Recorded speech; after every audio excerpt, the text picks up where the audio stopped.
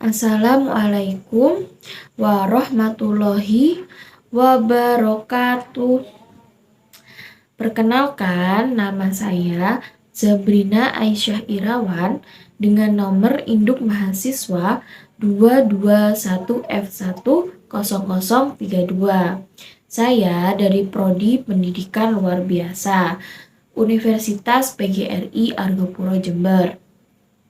Jadi tujuan saya membuat video ini adalah sebagai pemenuhan tugas ujian akhir semester dari mata kuliah Pendidikan Disabilitas Tunadaksa, dosen pengampu Ibu Sugihartati.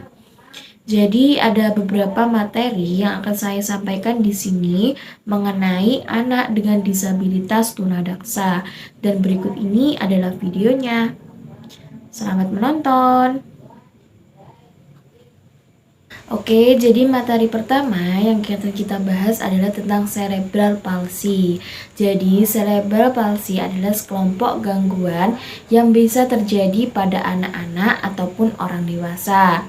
Kecacatan motorik adalah yang paling umum terjadi di masa kanak-kanak. Jadi, kondisi ini mempengaruhi kemampuan seseorang untuk bergerak atau mempertahankan keseimbangan dan postur tubuh. Pada umumnya dipicu oleh perkembangan otak yang tidak normal atau mengalami kerusakan, sehingga sulit untuk otak mengendalikan otot-otot dan sarafnya.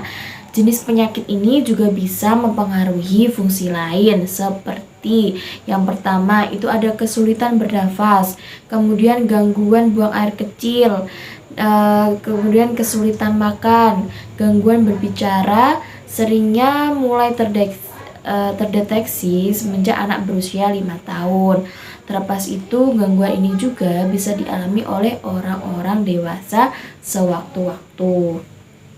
Kemudian tanda-tanda CP atau cerebral palsy. Jadi cerebral palsy merupakan gangguan saraf yang bisa menyerang anak-anak ataupun orang dewasa. Jadi bukan anak-anak saja. Gejalanya pun sedikit berbeda-beda. Berikut beberapa gejala cerebral palsy yang bisa diperhatikan, antara lain yang pertama itu ada gejala pada bayi. Gejala gangguan saraf pada bayi ini bisa terlihat seperti itu ada kepala bayi yang terkulai ke belakang ketika digendong, kemudian otot terasa kaku, kemudian tubuh terlihat lemas, kaki terlihat menyilang ketika diangkat, kemudian sulit berguling, kemudian sulit merangkak, kemudian semua ini disebut juga sebagai milestone. Ini mempengaruhi saraf motorik anak seperti berguling, berdiri, dan berjalan. Kemudian yang kedua ada gejala pada anak. Ini sangat penting untuk selalu memantau perkembangan si kecil, terutama di tahun pertamanya. Untuk anak yang berusia 1 tahun ke atas, gejala cerebral palsy mungkin ini agak sedikit berbeda. Tanda-tanda yang bisa diketahui seperti yang pertama kesulitan berbicara, kemudian belum bisa memegang sendok sendiri atau makan sendiri, kemudian tidak bisa fokus dengan orang di sekitarnya, kemudian adanya gerakan yang ceroboh dan melukai diri sendiri. Otot tubuh lemah dan gejala fisik yang bisa terlihat itu tangan atau kakinya yang terlihat seperti diseret. Kemudian gejala yang terjadi pada orang dewasa ini penting sekali untuk diketahui. Kondisi ini bisa berlanjut hingga ia dewasa. Kemudian untuk cerebral palsy pada orang dewasa, gejala yang sering dijumpai yaitu yang pertama, tidak bisa beraktivitas normal, kemudian tubuh lumpuh, sulit bersosialisasi dengan orang lain, gerakan tak sadar di tangan, kemudian kedutan pada wajah dan lidah kesulitan menelan. Jadi karenanya seseorang dengan kondisi ini memerlukan orang lain untuk membantunya beraktivitas. Terus apa sih penyebab dari cerebral palsy? Jadi cerebral palsy ini mayoritas penyebabnya adalah kerusakan otak atau disebut juga sebagai lumpuh otak. Jadi kondisi ini bahkan bisa terjadi sejak bayi di dalam kandungan atau masa prenatal, sehingga dinamakan sebagai cerebral palsy kongenital. Meskipun demikian, penyebab kongenital itu sendiri tidak diketahui secara pasti. Ada beberapa kondisi yang beresiko tinggi menyebabkan cerebral palsy, antara lain yang pertama, lahir dengan berat badan terlalu kecil atau lahir belum cukup pada bulannya atau bayi prematur, kemudian bayi kembar, kemudian ada juga program in vitro atau bayi tabung, kemudian adanya infeksi kehamilan terkena Kernicterus, ya ini penyakit kuning yang tidak ditangani secara segera mengalami komplikasi saat melahirkan pada bagian kecil. Kasus penyebab cerebral palsy berupa kerusakan otak yang terjadi lebih dari 28 hari setelah melahirkan. Jadi kondisi ini disebut sebagai acquired cerebral palsy dengan faktor resiko. Yang pertama, bayi anak terkena infeksi, misalnya meningitis, kemudian mengalami cedera kepala yang serius. Karenanya ini bisa dialami sewaktu-waktu tanpa kita sadari sejak di luar kandungan. Selanjutnya ada jenis-jenis cerebral palsy. Yang pertama ada kelumpuhan otak pada penderita cerebral palsy atau CP tersebut bisa mengakibatkan beberapa hal. Yang pertama, kaku pada otot atau spastik. Kemudian pergerakan yang tidak bisa dikontrol atau dyskinesia, kemudian keseimbangan dan koordinasi yang buruk, ataksia. Jadi ada beberapa jenis cerebral palsy di sini. Yang pertama ada cerebral palsy spastik. Ini adalah tipe yang paling umum atau yang banyak terjadi, yakni hingga 80% dari penderita cerebral palsy. Ini adalah tipe spastik. Jadi tipe ini membuat penderitanya mengalami kekakuan pada otot. Cerebral palsy dyskinetik, penderitanya mengalami pergerakan otot tidak bisa dikontrol. Jadi gerak terus tangannya gitu, sehingga menyulitkannya untuk berjalan bahkan duduk. Kondisi ini juga sering mempengaruhi otot muka sehingga mimik wajah penderita bisa berubah-ubah. Kemudian yang kedua ada cerebral palsy ataksi. Penderita ini kesulitan melakukan pergerakan yang butuh koordinasi otot tingkat tinggi. Misalnya nih, yang pertama menulis atau bergerak cepat, lari, seperti itu. Cerebral palsy campuran. Kemudian di samping itu, seseorang bisa mengalami lebih dari satu tipe cerebral palsy. Biasanya ini spastik atau dyskinetik. Kemudian lalu bagaimana perawatan seseorang yang terkena cerebral palsy? Memang ini tak bisa sembuh secara total, tapi ada beberapa nih terapi khusus untuk mendukung anak dalam menjalani aktivitas sehari-hari. Yang pertama dapat dilakukan fisioterapi. Pernah kan teman-teman mendengar istilah fisioterapi? Jadi ini ternyata dibutuhkan untuk mengatasi cerebral palsy. Fisioterapi ini penting untuk mendukung dan mengelola gejala yang dirasakan. Ini berkaitannya dengan gerakan, kemudian postur, dan keseimbangan. Fisioterapi ini dapat membantu meningkatkan keterampilan motorik dan mencegah masalah yang memburuk dari waktu ke waktu. Ini juga agar seseorang lebih mandiri, kemudian dalam menjalankan aktivitas sehari-hari. Yang kedua itu ada peregangan atau olahraga. Dalam Medline Plus dijelaskan ini kalau orang dengan cerebral palsy perlu bergerak juga loh. Olahraga ringan dan peregangan ini membantu menjaga kemampuan fisik dan memperbaiki masalah gerakan. Namun, perlu mengikuti saran medis dari pakar untuk menentukan olahraga yang tepat ya. Kemudian, ada juga yang namanya terapi wicara. ini penting sebagai pengobatan cerebral palsy. Tetapi terapi wicara ini bertujuan untuk membantu bicara, kemudian berkomunikasi, dan kesulitan menelan. Dan zaman sekarang nih sudah banyak ya lembaga-lembaga konseling yang membuka jasa ini untuk membantu para orang tua. Jadi tak ada salahnya untuk dicoba. Kemudian yang keempat ini dengan mengkonsumsi obat-obatan khusus. Untuk mengobati kekakuan pada otot, penderita CP ini perlu konsumsi obat dengan rutin.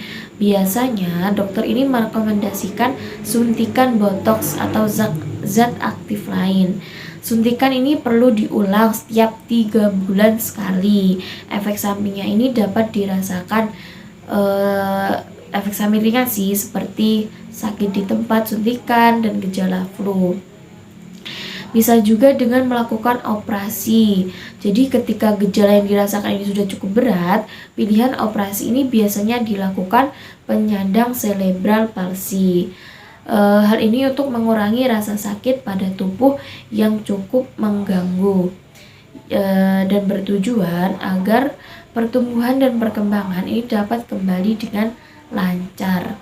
Perlu diingat bahwa tidak semua anak yang menunjukkan gejala gangguan motorik otomatis menderita kelainan ini atau cerebral palsy. Jadi untuk menegakkan diagnosis cerebral palsy itu harus dibawa ke dokter dan dilakukan pemeriksaan menyeluruh, dan itu merupakan pengertian, kemudian jenis-jenis, kemudian ada juga penyebab, kemudian ada juga pengobatan dari cerebral palsy. Dan selanjutnya saya akan membahas tentang materi tunadaksa. Oke, jadi materi selanjutnya adalah tentang anak tunadaksa, tentang permasalahan dan kebutuhan anak bagi tunadaksa. Jadi mereka dengan gangguan gerak ini mengalami kesulitan gerak yang diakibatkan tidak atau kurang berfungsinya anggota tubuh seperti kaki ataupun tangan. Kemudian seperti anggota tubuh mengecil, kemudian kaku, layu, atau tidak tumbuh. Mereka dengan gangguan gerak ini juga ada yang mengalami kesulitan dalam pengontrolan gerak yang diakibatkan oleh kerusakan pada struktur tulang. Jadi sistem saraf, kemudian otot, sendi. Dalam kondisi ini mereka dengan gangguan gerak ini ada yang diikuti dengan kesulitan berbicara dan tremor atau gemetar. Kemudian yang pertama itu bagaimana sih cara mengenali ciri-ciri mereka? Jadi mereka dengan gangguan gerak ini dapat kita kenali dengan melihat dari segi kondisi fisik mereka. Misalnya yang pertama nih tidak ada kaki atau tangan baik keduanya atau salah satu kaki atau tangan bengkok. Kemudian mengecil, lebih pendek atau tidak tumbuh. Jadi mereka ini sulit duduk tegak, kemudian mereka sulit bergerak dan sulit berpindah tempat atau posisi. Kemudian jika berdiri, mereka ini harus bertumpu pada sesuatu, misalnya meja, kursi, ataupun benda lainnya. Jadi mereka ini sulit untuk menjangkau sesuatu di tempat yang tinggi dan tempat yang rendah seperti lantai. Kemudian terkadang bicara mereka ini tidak jelas dan membuat gerakan yang tidak terkontrol atau gerakan yang tidak mereka sadari. Kemudian yang nomor 2, apa sih layanan atau sarana khusus yang dibutuhkan untuk mereka? Jadi mereka dengan gangguan gerak ini membutuhkan sarana khusus seperti kursi roda. Kemudian kursi roda ini untuk membantu gerak mereka. Kemudian ada papan bidang miring atau rem. Jadi ini menjadi perlu untuk disediakan bila mereka ini bergerak atau berjalan dengan perbedaan ketinggian. Mereka membutuhkan ruang gerak yang lebih lebar. Kemudian sangat baik bila di sepanjang dinding ini dipasangkan rolling agar mereka ini dapat berpegangan atau bergerak dan berjalan. Jadi di antara mereka ini ada yang membutuhkan layanan terapi. Kemudian yang ketiga nih, bagaimana sih cara membantu mereka? Jadi cara membantu mereka ini dengan tidak atau kurang berfungsinya anggota tubuh, tidak atau kurang berfungsinya struktur tulang, kemudian sistem syaraf, sendi, dan otot. Mereka ini lebih memfungsikan panca inderanya juga untuk memfungsikan anggota tubuh yang masih mampu. Kemudian bila tidak ada kedua tangan, mereka ini perlu berlatih untuk menulis menggunakan kaki seperti yang kita ketahui ya. Kemudian bila tidak ada kedua tangan dan kaki, mereka ini perlu dibantu untuk berlatih menulis dengan mulut. Salah satu yang mereka bisa lakukan. Kemudian bantuan lain kita dapat mendorongkan kursi roda setelah mendapat persetujuan dari mereka. Jadi bukan sekedar mendorong, tetapi kita juga ini dapat menyediakan seperti papan bidang miring untuk memudahkan mereka ini bergerak atau berjalan. Kemudian bila mereka menggunakan kruk, jadi biarkan mereka ini memegang lengan dan bertumpu pada kita. Perhatikan, ini harus dipindahkan barang-barang yang mengganggu gerak mereka. Kemudian tawarkan tempat duduk yang dekat dengan pintu. Kemudian letakkan barang-barang di tempat yang mudah dijangkau agar memudahkan mereka mengambilnya. Kemudian cara khusus lainnya, bicara lambat dan jangan terlalu panjang kepada mereka dengan gangguan gerak yang juga mengalami kesulitan dalam berbicara. Untuk beberapa kondisi ini, mereka dengan gangguan gerak membutuhkan bantuan. Bantuan apa? Yaitu bantuan terapi yang sederhana. Kita dapat membantu memperkuatkan otot mereka dengan meminta mereka meremas-remas malam atau lilin mainan. Jadi ini membantu motorik kasar mereka ya. Kemudian atau langsung berlatih kegiatan fungsional seperti makan, kemudian minum sendiri, kemudian kalau bisa sih dibiarkan sendiri ya. Sejarah dari histori pendidikan anak tunadaksa, dan ini adalah materi yang selanjutnya akan kita bahas di sini. Selanjutnya kita akan membahas tentang sejarah atau histori dari pendidikan anak tunadaksa. Jadi anak dengan gangguan motorik atau biasa kita sebut dengan istilah anak tunadaksa ini erat hubungannya dengan anak cacat yang tidak berguna. Kemudian kita akan membahas tentang sejarah atau histori pendidikan anak tunadaksa. Jadi anak tunadaksa ini merupakan anak dengan gangguan motorik atau biasa disebut juga dengan istilah anak tunadaksa yang erat hubungannya dengan anak cacat seperti panggilan masyarakat pada umumnya. Jadi anak-anak tunadaksa atau cripple pada zaman Renaissance pernah disebutnya sebagai satan, yaitu yang disejajarkan dengan makhluk jahat atau evil dan tidak pantas untuk diberi hidup. Kemudian demikian tidak ada artinya sama sekali keberadaan anak-anak tunadaksa. Namun dengan perkembangan atau seiring berjalannya waktu, perhatian masyarakat ini baik di Indonesia maupun di dunia mulai menyadari keberadaan dari anak tunadaksa atau anak dengan gangguan motorik ini. Jadi dari sini masyarakat ini mulai mengakui keberadaan dan mulai menyadari bahwa anak tunadaksa tersebut ini memiliki potensi seperti anak-anak normal jika mendapatkan pelatihan ataupun pelayanan pendidikan yang tepat. Jadi oleh karena itu perkembangan pelayanan pendidikan yang dipelopori oleh para ahli ini mulai berkembang di seluruh dunia, bukan di Indonesia saja. Dari Dr. William John Little merupakan seorang ahli ilmu kedokteran yang pertama kali tertarik meneliti dan menolong anak-anak yang menunjukkan gejala spastik diplegia pada tahun 1861.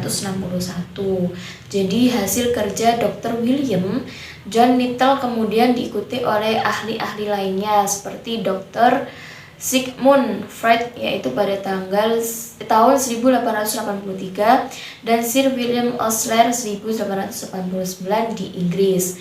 Pertolongan dan pelayanan pendidikan bagi anak tunadaksa ini dimulai dari kasus-kasus cerebral palsy secara individual. Pada tahun 1941, Henry Weston merupakan orang yang pertama yang memberikan pelayanan dan pertolongan pada anak tunadaksa, terutama pada anak cerebral palsy. Kemudian setelah mempelajari cara-cara kerja yang dilakukan oleh Phelps dan Croydon yang sekaligus ini menyelenggarakan asrama bagi anak-anak tunadaksa. Kemudian pada tahun 1948 jumlah sekolah untuk anak tunadaksa ini bertambah 2 buah, yaitu Westerlea di Edinburgh dan Carson House di School di Birmingham.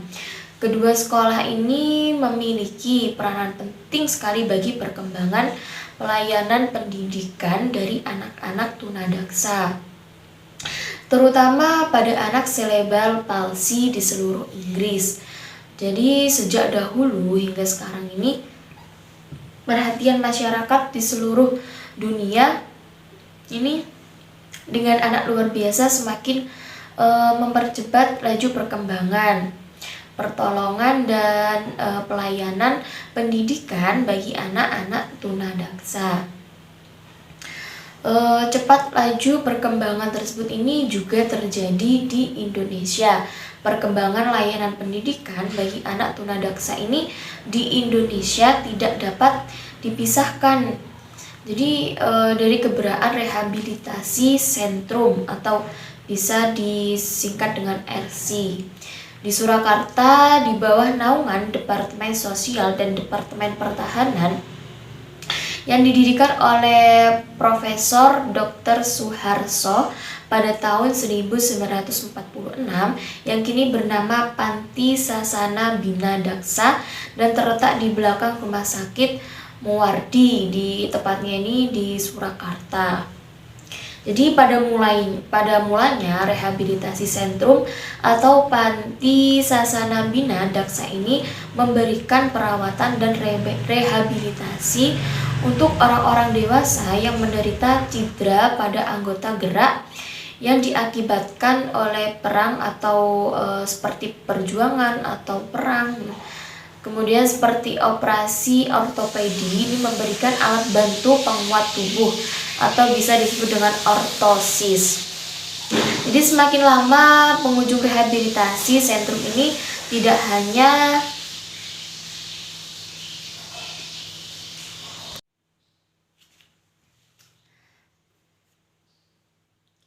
seperti operasi ortopedi, jadi pemberian alat bantu penguat tubuh atau bisa disebut juga dengan ortosis.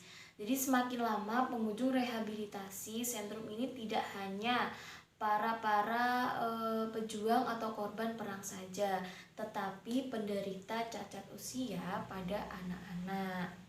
Oke, jadi materi selanjutnya adalah peran orang tua bagi anak tunadaksa.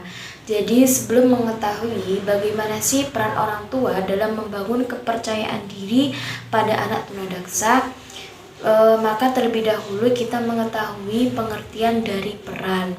Jadi Peran di sini adalah kemampuan atau kesiapan yang dimiliki seseorang untuk mempengaruhi atau mendorong atau mengajak orang lain ini agar menerima pengaruh itu sendiri.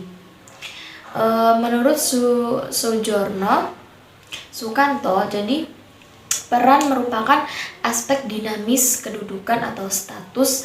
Jadi apabila ini seseorang melaksanakan hak dan kewajiban sesuai dengan kedudukannya, maka seseorang tersebut ini dapat menjalankan suatu peran. Kemudian dapat diketahui bahwa peran merupakan suatu wujud perilaku yang diharapkan ini dalam kerangka sosial tertentu ini atau suatu wujud dari pelaksanaan orang tua dalam mengajak, kemudian berpartisipasi atau bertugas sebagai orang tua yang memiliki tanggung jawab. Tanggung jawab terhadap apa? Ini tanggung jawab terhadap anaknya ini agar membantu mencapai tujuan yang diinginkan.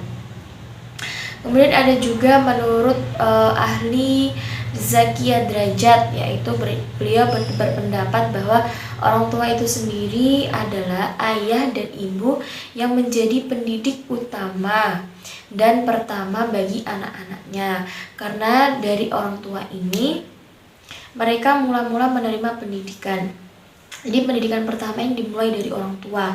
Orang tua mempunyai peranan sangat penting untuk baik buruknya seorang anak. Oke, berdasarkan penjelasan yang saya katakan tadi dapat disimpulkan bahwa orang tua merupakan ayah, ibu yang mempunyai tanggung jawab yang besar sekali untuk anak-anaknya. Karena apa? Karena orang tua merupakan panutan. Anak akan mencontoh semua yang baik atau buruk yang ada pada diri orang tua. Jadi orang tua di sini sosok yang memegang peranan sangat penting dan sangat berpengaruh bagi anak-anaknya. Jadi anak-anak ini akan menjadi baik jika orang tua berperilaku baik. Sebaliknya, anak akan menjadi buruk jika orang tua ini berperilaku buruk juga. Kemudian apa sih tanggung jawab dan tugas orang tua?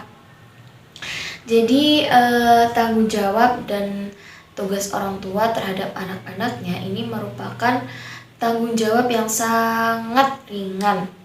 Jadi orang tua bertanggung jawab memberikan pendidikan pada anaknya, serta memimpin dan mengasuh, mengasihi, menyayangi mereka ini agar menjadi orang-orang yang utama dan terpelihara dari segala bentuk kesengsaraan hidup di dunia dan di akhirat. Menurut saya, peran orang tua ini sangat penting sekali bagi anak-anak disabilitas, maupun itu disabilitas tunadaksa, kemudian disabilitas tunalaras, disabilitas tunanetra, ataupun anak-anak dengan hambatan lainnya. Tidak hanya untuk anak disabilitas saja, bahkan anak-anak normal pada umumnya ini membutuhkan dukungan atau dorongan dari kedua orang tuanya. Karena dari dukungan ini anak merasa mereka bisa seperti anak-anak pada lainnya. Mereka lebih merasa, oh iya saya dapat berprestasi seperti anak-anak pada lainnya, anak-anak lainnya. Nah, kemudian tahap awal yang harus dilakukan orang tua ini menurut saya itu penerimaan terlebih dahulu. Dari segi penerimaan ini kemudian orang tua paham kebutuhan yang dibutuhkan anak-anak disabilitas tunadaksa ini, seperti kebutuhan pendidikan secara khusus seperti disekolahkan di SLB ataupun disekolahkan ke sekolah-sekolah khusus lainnya. Jadi Dari dorongan tersebut muncullah rasa percaya diri pada anak tunadaksa ini. Dari rasa percaya diri ini mereka dapat menumbuhkan bakat-bakat yang mereka miliki dan mereka kembangkan, dan muncullah prestasi-prestasi yang dapat mereka tunjukkan kepada orang banyak.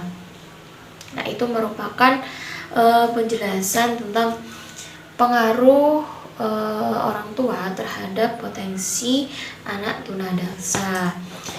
Dan sekian video yang dapat saya sampaikan. Kita tadi sudah membahas tentang materi cerebral palsy, kemudian materi tunadaksa, dari apa yang mereka butuhkan, layanan pendidikan, ada juga klasifikasi dari cerebral palsy, dan banyak yang sudah kita bahas di video ini. Nah, kurang lebihnya mohon maaf apabila ada perkataan atau kata-kata saya yang kurang tepat. Mudah-mudahan apa yang saya berikan ini dapat bermanfaat bagi kita semua. Terima kasih, sampai bertemu di video selanjutnya. Kurang lebihnya mohon maaf. Wassalamualaikum warahmatullahi wabarakatuh. Dadah.